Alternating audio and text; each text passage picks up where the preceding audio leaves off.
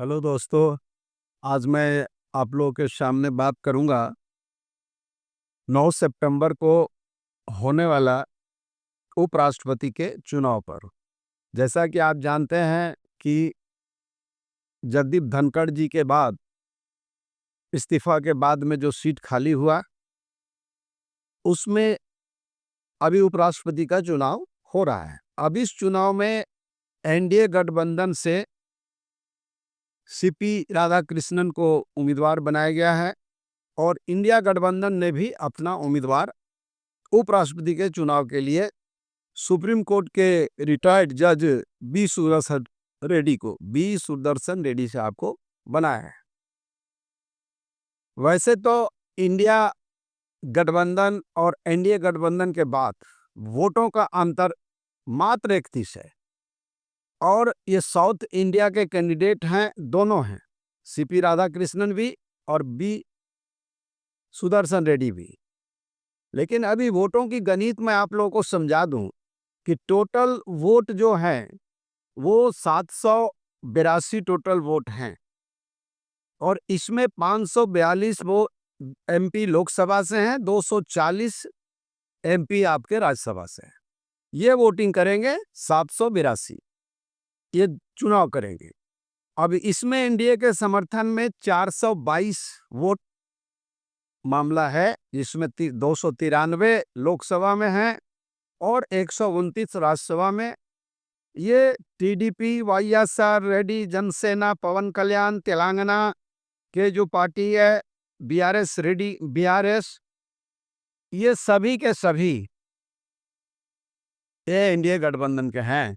इसमें मांझी भी है, जदयू भी है, चिराग पासवान भी है, उधर जयंत चौधरी भी है, शिवसेना जो उनका अभी शिंदे गुट है, ये सभी लोग हैं।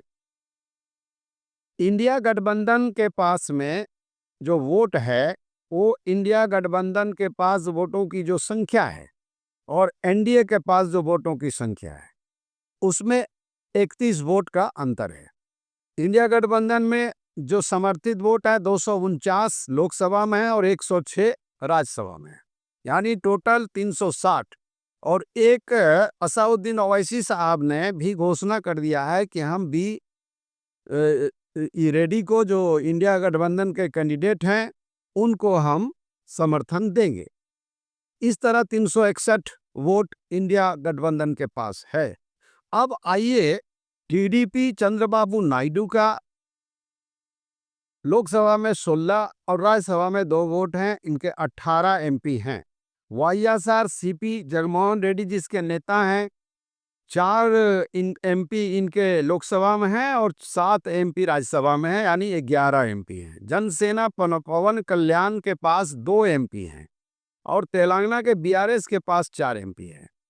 ये अगर इसमें अंतरात्मा की आवाज से अगर वोटिंग किए और वोट क्रॉस वोटिंग हुआ तो इंडिया गठबंधन के उम्मीदवार की स्थिति मजबूत हो जाएगी और एनडीए गठबंधन के लिए बहुत खतरे की घंटी है।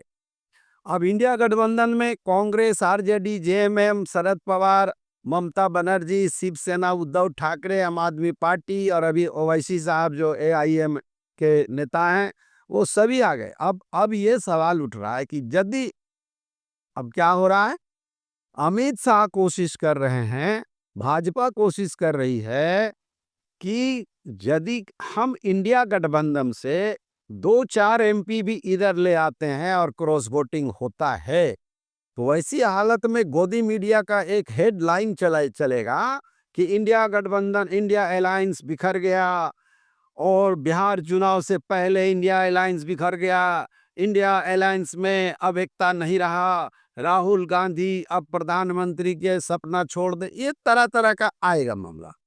अभी बीजेपी घिरी हुई है किन किन मुद्दों पर। एक, बीजेपी तो सबसे पहले वोट चोरी के मुद्दे पर घिरी हुई है। अमेरिका के ट्रम्प साहब ने बराबर कहा कि युद्ध विराम मेरे कहने पर, मेरे डर से किया है, और फिर उन्होंने टैरिफ 50% लगाया, इससे गिरे हुए सरकार। चाइना के बारे में बोला गया कि चाइना के सामानों का बहिष्कार करे हमारा देश के लोग, लेकिन चाइना के राष्ट्रपति शी जिनपिंग से वो जाके गला मिल करके आ गए हैं। अब अमेरिका क्यों नाराज है? अमेरिका कह रहा है भारत जो है वो रूस से तेल ना खरीदे। अब रूस ने तेल सस्ता कर दिया, उसके बावजूद भारत में तेल सस्ता नहीं हो रहा। इस तरह से बीजेपी पूरे मुद्दे पर घिरी हुई है।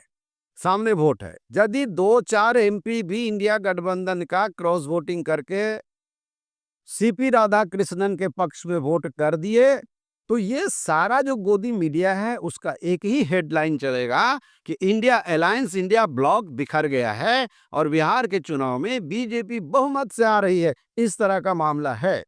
शाह के रडार पर ये सभी साउथ इंडिया की पार्टियां जिन पर कई मुकदमे दर्ज हैं, और उस डर से अब जैसे आपका वाईएसआर जो जगनमोहन रेड्डी है उन पर मुकदमा है, जनसेना पवन कल्याण के ऊपर मुकदमा है, तेलंगाना के बीआरएस की बेटी के कविता को पार्टी से निकालना पड़ गया शाह जी के डर से। चंद्रबाबू नायडू को क्या चाहिए? उनको तो वक्फ बोर्ड में भी जो वक्फ बिल आया उसमें भी वो जाकर बीजेपी को सपोर्ट किए, जबकि मुसलमानों के एक बहुत बड़ा वोट मिलता है उसको, उस खतरे को भी मोल लिया उन्होंने। अब देखना है कि अभी कल के डेट में भारत में क्या होने वाला है। जो कुछ भी हो, लेकिन इतना बात तय है कि 10 वर्षों से जो शासन कर रहे थे नरेंद्र मोदी जी 56 इंच सीना लेकर, इस बार उनको समझ में आ गया कि इन भारत में विपक्ष मजबूत हो चुका है और उनको एक एक वोट के लिए तरसना पड़ रहा है। समाजवादी पार्टी के एक एमपी को शाह जी ने जन्मदिन पर बधाई के लिए फोन किया। एक एक एमपी को दावत दी जा रही है, एक एक एमपी से बात की जा रही है। यही है लोकतंत्र की खूबसूरती। और नरेंद्र मोदी जी को और अमित शाह जी को यह समझ में आ गया कि भारत में लोकतंत्र और संविधान को खत्म करना इतना आसान नहीं है। चाहे राष्ट्रपति के चुनाव में बी सुदर्शन रेड्डी जीते या सीपी राधाकृष्णन जीते, लेकिन आज के डेट में लोकतंत्र की जीत हो चुकी है। ये पूरा देश देख रहा है। इन्हीं शब्दों के साथ कल फिर मिलेंगे एक नए मुद्दे के साथ। मैं डॉक्टर निजामुद्दीन अंसारी को इन्हीं शब्दों के साथ विदा कीजिए। वीडियो अच्छा लगा हो तो इसे सब्सक्राइब कीजिए, शेयर कीजिए, लाइक कीजिए।